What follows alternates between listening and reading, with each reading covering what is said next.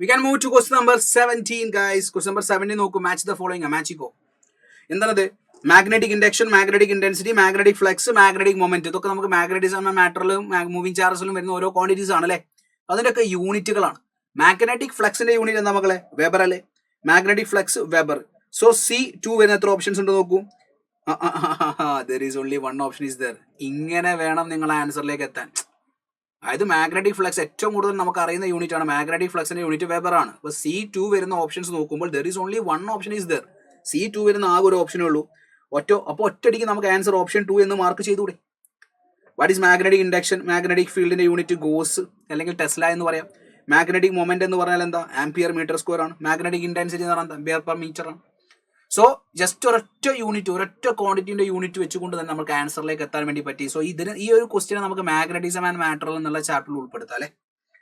അതിൽ ഓരോ ക്വാണ്ടിറ്റീസിന്റെ യൂണിറ്റിലേക്ക് ഉൾപ്പെടുത്താൻ വേണ്ടി പറ്റും. So thank you all of you. Bye by.